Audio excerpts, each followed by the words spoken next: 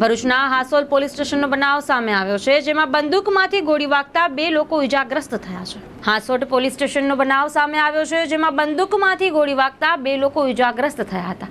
ચૂંટણીની આચાર સંહિતાના પગલે બંદૂક જમા કરાવવા ગયા હતા અને બંદૂકમાંથી ગોળી કાઢવા જતા દુર્ઘટના સર્જાઈ હતી। બંનેને સારવાર અર્થે હોસ્પિટલ ખસેડવામાં આવ્યા છે।